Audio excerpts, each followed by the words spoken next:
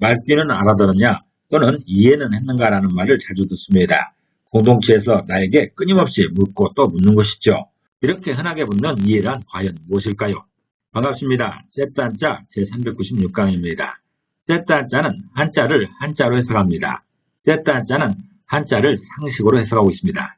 오늘은 풀해자와 관련된 6개의 단어를 셋단자로 해석하려 합니다. 중심자로 사용될 풀해자입니다. 풀해자는 풀다는 뜻도 있고 깨닫다는 뜻도 있죠. 이 풀해자로 구성된 6개 단어를 셋단자로 해석하려 합니다. 이해, 해석, 해독, 해부, 해결은 국어사전에서 이렇게 설명하고 있습니다. 국어사전의 설명과 셋단자 해석이 어떻게 다른지 구분하는 그런 시간이 되었으면 좋겠습니다.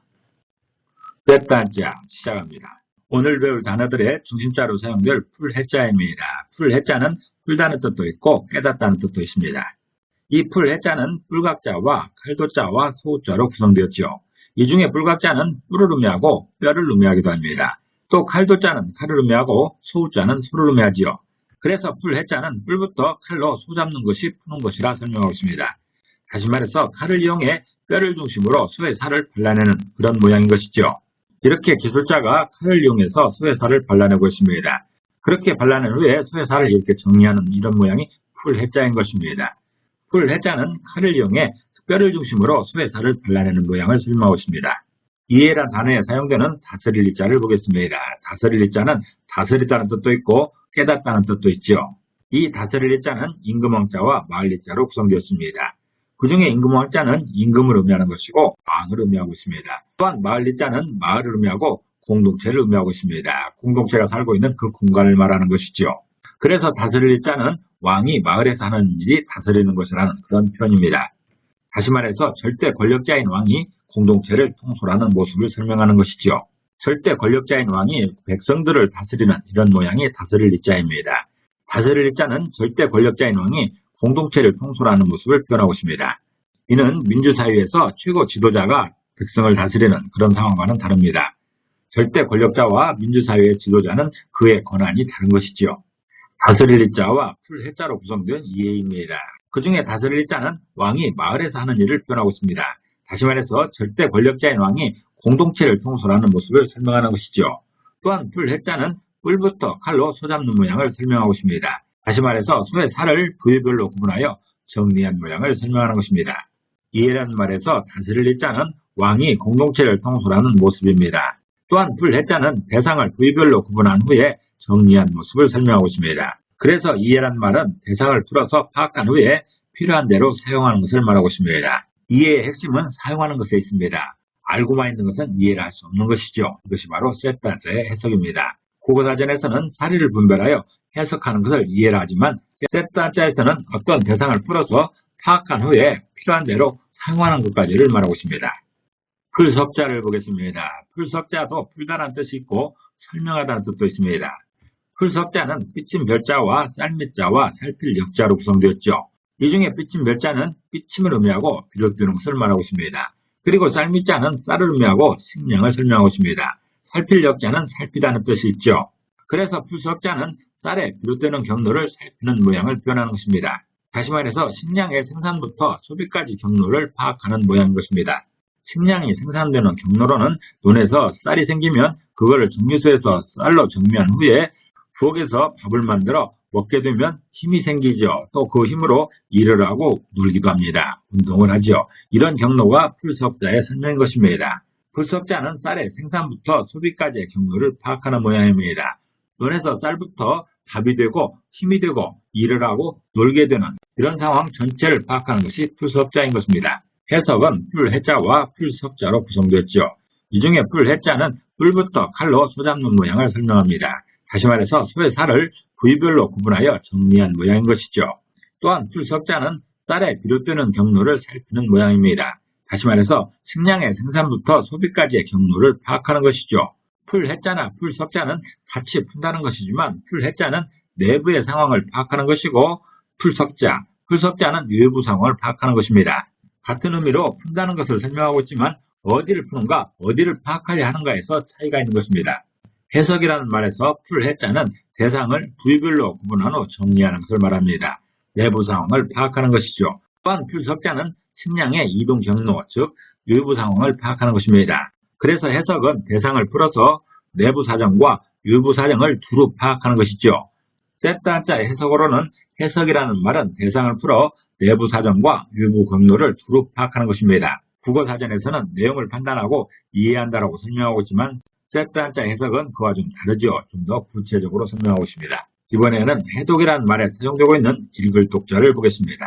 읽을 독자는 읽다라는 뜻도 있고 이해한다는 뜻도 있습니다. 읽을 독자는 말씀 원자와 팔매자로 구성되었죠. 그 중에 말씀 원자는 말씀을 말하고 있습니다. 말을 의미하는 것이죠. 또한 팔매자는 팔다라는 의미로서 보낸다는 의미가 있습니다. 물건을 팔게 되면 그 물건을 보내는 것이죠. 그렇기 때문에 팔매자는 보낸다는 의미도 있습니다. 그래서 읽을 독자는 말씀을 보내는 것이라 표현하고 있습니다. 다시 말해서 저자가 보낸 말씀을 독자가 받는 행위가 있는 것이죠. 저자가 글을 통해서 자신의 지혜를 거기다 적어놓으면 그것을 독자가 받아서 읽게 되는 것입니다. 저자의 지혜를 받는 것이죠. 그림처럼 저자가 글을 이렇게 쓰게 되면 저자의 지혜가 담기게 됩니다.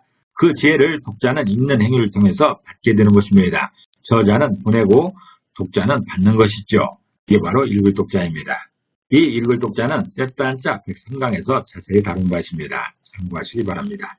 풀해자와 읽을 독자로 구성된 해독입니다. 그 중에 풀해자는 풀부터 칼로 소를 잡는 모양을 표현합니다. 다시 말해서 소의 살을 부위별로 구분하여 정리한 모양인 것이죠. 그리고 읽을 독자는 저자가 보낸 말씀을 독자가 받아 읽는 것을 말하고 있습니다.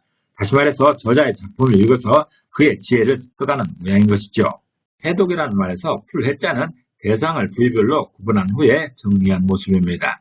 그리고 읽을 독자는 작품을 읽어서 지혜를 습득하는 모양이죠. 그렇기 때문에 해독은 작품을 읽어서 내용을 풀어 해치는 모습입니다. 국어사전에서는 문장을 읽어 이해하거나 해석하다라고 설명하고 있는데 세트 한자는 작품을 읽어서 내용을 풀어 해치는 모습이라 설명합니다. 이번에는 해부라는 말에 사용되고 있는 쪼갤 부자를 보겠습니다. 쪼갤 부자는 쪼개다는 뜻도 있고 가르다는 뜻도 있죠. 쪼갤 부자는 침뱉을 부자와 칼도자로 구성되었습니다. 침뱉을 부자는 침을 뱉다는 것으로 침을 뱉을 때 머리를 꼿꼿이 세우며 침을 뱉는다는 표현을 하고 있어서 머리를 들다라는 그런 뜻도 있습니다. 칼도자는 칼을 의미하지요. 그래서 쪼갤 부자는 머리를 들고 칼로 내리쳐야 쪼개진다라고 설명합니다. 다시 말해서 힘차게 칼질하는 모양을 표현하는 것이죠. 칼질을 하게 되면 어떤 무사든 고개를 빳빳이 들고 상대방을 응시하면서 칼질을 하게 됩니다. 그렇게 칼질을 하게 되면 앞에 있는 대상은 쪼개지게 됩니다. 그것을 표현하는 글자가 쪼갤 부자입니다. 쪼갤 부자는 힘차게 칼질하는 모양을 표현합니다. 풀해자와 쪼갤 부자로 구성된 해부입니다. 그 중에 풀해자는 소의 살을 부위별로 구분하여 정리한 모양이죠. 그리고 쪼갤 부자는 힘차게 칼질하여 대상을 쪼개는 것을 말하고 있습니다. 대상을 철저하게 쪼개서 나누는 것을 말하고 있습니다. 해부란 말 중에서 풀해자는 대상을 부위별로 구분한 후 정리한 모습입니다. 또한 쪼갤 부자는 힘차게 칼질하여 대상을 쪼개는 것이죠. 그렇기 때문에 해부는 대상을 철저하게 쪼개서 구분하여 정리하는 것을 말하고 있습니다. 어떤 대상을 자세하게 알기 위해서 철저하게 쪼개어 구분하는 것을 말하는 것이죠. 이번에는 해결이란 단어에 사용되고 있는 결단할 결자를 보겠습니다. 결단할 결자는 결단하다는 뜻도 있고 결정하다는 뜻도 있죠. 결단할 결자는 물수변과 터놓을 쾌자로 구성되었습니다. 그 중에 물수변은 물을 의미하고 특별히 흐르는 물을 표현하고 있습니다. 그리고 터놓을 쾌자는 터놓다는 뜻으로서 가르는 것을 말하고 있습니다. 그래서 결단할 결자는 흐르는 물을 터뜨리는 모양입니다. 홍수가 나서 강둑이 넘쳐 흐를 때 어딘가를 터뜨려 물길을 돌리는 그런 결단을 말하는 것이죠. 홍수가 나서 강물이 넘치게 되면 윈가를 덮치게 됩니다. 그럼 많은 사상자들이 생기고 피해가 엄청난 것이죠. 그럴 때 현명한 지도자는 어딘가 한적한 곳에 강둑을 터뜨려 물길을 돌리는 그런 결단을 하게 됩니다. 이런 결단은 고도의 통치 수단인 것이죠. 결단할 결자는 홍수에 강물이 넘치려 할 때 강둑을 터뜨려 물길을 돌리는 결단을 말하고 있습니다.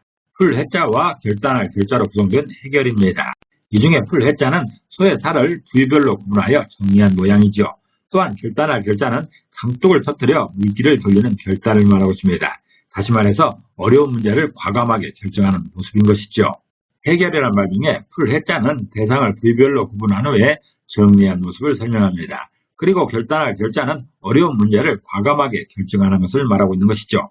그렇기 때문에 해결은 대상을 구분하여 정리한 후에 필요를 선택하는 것을 말하고 있습니다.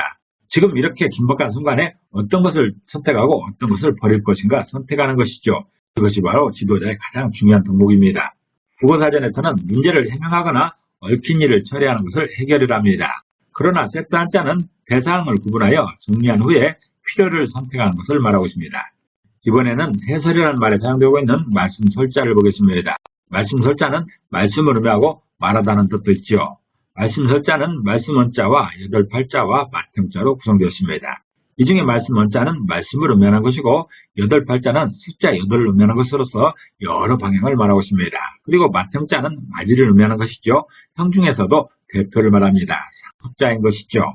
그래서 말씀 설자는 여러 방향의 형의 말을 전하는 그런 모양입니다. 다시 말해서 형이 대표로서 아버지의 말씀을 전하는 그런 상황인 것이죠. 정부에는 대변인이 있습니다. 대변인은 자기 말을 하는 것이 아니라 대통령의 말, 정부의 입장을 대표로서 전하는 것이죠. 이런 대변인의 말이 대표적인 말씀 설자입니다. 말씀 설자는 형이 대표로서 아버지의 말씀을 전하는 그런 상황입니다. 풀해자와 말씀 설자로 구성된 해설입니다. 그 중에 풀해자는 쇠사를 부위별로 구분하여 정리한 모양이지요. 또한 말씀 설자는 대표로서 공동체에 말씀을 전하는 상황입니다. 공동체 구성원에게 전하는 명령이 되겠습니다. 공동체 구성원들은 반드시 알아야 되고 지켜야 될 그런 상황인 것입니다. 해설이라는 말 중에서 풀해자는 대상을 부위별로 구분한 후에 정리한 모습이지요. 또한 말씀 설자는 공동체 구성원들에게 전하는 명령입니다. 그래서 해설은 공동체가 지켜야 할 명령을 자세히 전하는 그런 말입니다.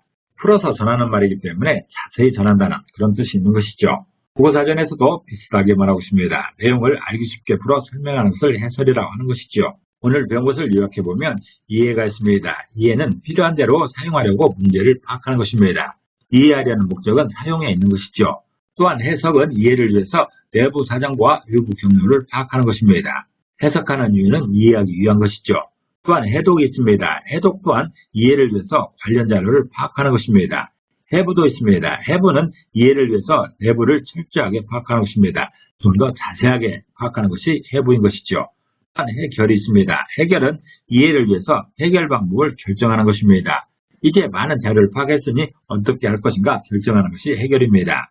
해설도 있습니다. 해설은 이해를 돕기 위해서 관련 정보를 알려주는 것입니다. 해설을 듣고 나면 이해하기가 한층 수월한 것이죠. 해석이나 해독이나 해부, 해결, 해설 등은 이해를 위한 것입니다. 이해하기 위해서 여러 작업을 하는 것이죠. 오늘은 풀해자와 관련된 6개의 단어를 세트 단어로 해석해봤습니다. 오늘 배운 내용을 요약하겠습니다.